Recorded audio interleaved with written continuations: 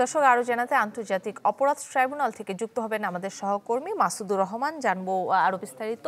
মাসুদ, সর্বশেষ তথ্য কি আছে আপনার কাছে জানাবেন? আসলে এখন যে আদেশটি আজকে হয়েছে, শেখ হাসিনার বিদ্বেষমূলক যেসব বক্তব্য প্রচার করা যাবে না বলে আদেশ দিয়েছেন এবং যেগুলো মুছে ফেলতে বলেছেন ফেসবুক।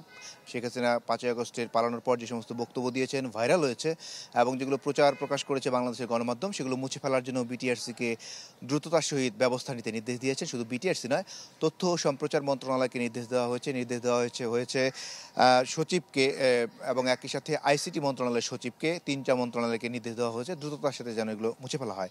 তবে এখানে প্রশ্ন থেকে যায়, যেহেতু ফেসবুক এবং এক্স এবং ইউটিউব এটি আমাদের দেশের কোনো সংস্থা না, এদের সাথে কীভাবে আইনি প্রক্রিয়া সম্পন্ন করে এগুলো মুছে ফেলা যাবে, সেই বিষয়ে আমরা প্রসিকিউশনের সাথে কিছুক্ষণ আগে কথা বলেছিলাম। তারা আমাদেরকে যেটি বলছে যে এই আদেশের কপিটি তারা আনুষ্ঠানিকভাবে ফেসবুক কর্তৃপক্ষ, এক্স কর্তৃপক্ষ এবং ইউটিউব কর্তৃপক্ষ তাদেরকে পাঠিয়ে দেবেন তারা, এবং তারা যেন ব্যবস্থা নেয় সেই সাথে তার যে সমস্ত হেট স্পিচ শেখ হাসিনা দিয়েছেন ভারত থেকে, যেগুলো ভাইরাল হয়েছে এবং যে সমস্ত সেগুলো তারা পাঠিয়ে দেবেন এবং একই সাথে এগুলো ট্রান্সলেট করেও তারা পাঠানোর ব্যবস্থা করবেন বলে তারা নিশ্চিত করেছেন। তারা দ্রুততার সহিত এই আদেশটি সংশ্লিষ্ট দপ্তরগুলোতে পাঠানো হবে। তবে এখানে বিটিআরসির ক্ষমতা কতটুকু, সেই প্রশ্নের উত্তরে প্রসিকিউশন বলছে যে আমাদের দেশের যে সমস্ত আইন অনুযায়ী যেগুলো হয়েছে সেগুলো বিটিআরসি এগুলো রিমুভ করতে পারে, এগুলো লিঙ্কগুলো বন্ধ করলে এগুলো বন্ধ হয়ে যাবে এবং যে সমস্ত গণমাধ্যমের বিষয় রয়েছে এখানে, সে সমস্ত গণমাধ্যমগুলোকে বলা হয়েছে তারা যেন এগুলো নিজ দায়িত্বে সরিয়ে ফেলে।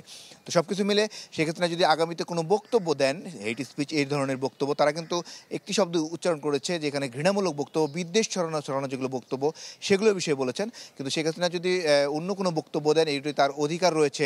এই বক্তব্য কিন্তু প্রসিকিউশন ট্রাইব্যুনালকে বলেছে যে সংবিধান তাকে এই বক্তব্য দেওয়ার অধিকার দেয়, কিন্তু ঘৃণা যেন না ছড়ায়, সেই বক্তব্যগুলো যেন প্রচার না হয়, সেটি মূলত তারা ব্যবস্থা করে। তো এখন যেহেতু নির্দেশ দিয়েছেন ট্রাইব্যুনাল, 2 সদস্যের ট্রাইব্যুনাল, এখন ট্রাইব্যুনালের এই আদেশ যত দ্রুত পৌঁছাবে তত দ্রুত এগুলো বন্ধ করা সম্ভব হবে বলে প্রসিকিউশন টিম থেকে জানানো হয়েছে। ফেসবুকে পাঠানোর পর ফেসবুক কীভাবে বন্ধ করবে সেটি আমরা পরবর্তীতে হয়তো ফেসবুক কোনো রিপ্লাই দিলে আমরা হয়তো আপনাদেরকে জানাতে পারবো।